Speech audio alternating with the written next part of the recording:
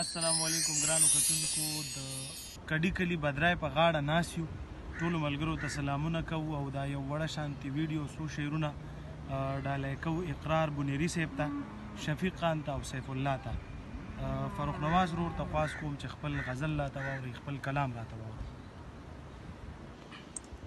ډېره ډېره مننه شاعر مامان الله دې قدر وکړه او د یو څو شعرونه ستاسو مخامخ وړاندې کوم ارشاد جی چې دا چې زندګۍ په مخه کړی یم یاره بېوسۍ په مخه کړی یم ډېر ښه ډېر ښه دا چې زندګۍ په مخه کړی یم یاره بېوسۍ په مخه کړی یم او د ژوند په ټولو لارو کې یوازې شوم د ژوند کریکې سلګۍ په مخه کړی یم ډېر ښه ډېر ښه او زړه مې د فولادو نه هم سخت خو کلاجي زړه مې د فولادو نه هم سخت خو د خلکو بېرحمۍ په مخه کړی یم او یو د بېوسي بل د جانان مینه خپلې مجبورۍ په مخه کړی یم او والله که بل وطن کې خوشحالي لرم دا ټولو مسافرو ته چې والله که بل وطن کې خوشحالي لرم د پلار نیکه پګړی په مخه کړی یم ډېر ښه شعر دی بیا والله که بل وطن کې خوشحالي لرم د پلار نیکه پګړی په مخه کړی یم او ډېر خلک مې ولیدل فروخه خو د کلي لیونی په مخه کړی ډېر ښه ډېر ښه ډېر مزه ډېر مننه جي ډېر مننه ښه جي یو غزل ټولو ملګرو ته ډالۍ کوو جي او خصوصا بیا به یاد کړو چې اقرار بنیری صاحب او شفیق خان او سیف الله ورور ته خصوصي چې ستا سودا نشم ستا د ګوتو شمیر نشم چې ستا سودا نشم ستا د ګوتو شمیر نشم او جانانه دومره په اسانه به د هیر نشم ډېر ښه او که هیڅ هم نه وي نو تهمت خو چېرته تللی نه دی او که نه ستا د کوڅې نه به خالي لاسونه تېر نشم ډېر ښکلی او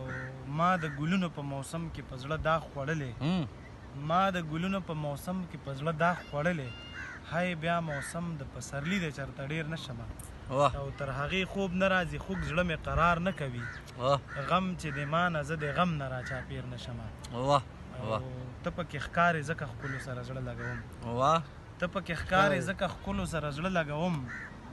عظیمه خدایه چېرته دې خطا کې ګیر نشم او یو دوه کیتي دي جي چې نه دې څه خیر نه دې خبر واغسته نه دې څه خیر نه دې خبر واغسته او خدای خبرچا نه دې اثر واغسته دا بې پروا چې د یو بله ګرځو ډېر ښه زمونږ مینې جوړ نظر ډېر ښه ډېر ښه ښار ته چې نوې نوې تللی وم جي نو یو کیته مې لیکلې وه چې څومره بې مینې بې وفا خلک دی څومره بې مینې بې وفا خلک دی او د ښار کوڅې دي ټول ناشنا خلک دی زما په تا پسې زړګی خوږېږي ګنې په ژوند کې مې بلا خلک دي محمد ابرال جي ته به خواست کوو چې د خپل انتخاب یو څو خواږه شعرونه راته ووایي. ډېره مننه شاعروم امان صاحب او فاروق نواز صاحب ما سره دوه د کډي ډېر حلالیان بچي ناست دي او ډېر زموږ اصیل کشران دي زه پرې ډېر فخر کوم او ماشاءالله دواړه ډېر پیدایشي شاعران دي. زه به د احمدین طالب یو دوه شعرونه ووایم چې د کمکلو په استاد چې هوښیار پېښ شي نو روپۍ ترې نه بیا اخلي په دوانیز هغو غله ده مګر ښه زلمې نه خوري د سړي سره خوی نه ښایي د بیز او احمدین طالب په دې خبره پړ دی چې املوکو کې خوند ګوري د مویز. اقرار بنیری صاحب ته او سیف الله خان ته او شفیق خان ته د مینې خلوص ډک سلامونه او ټولو مسافرو ته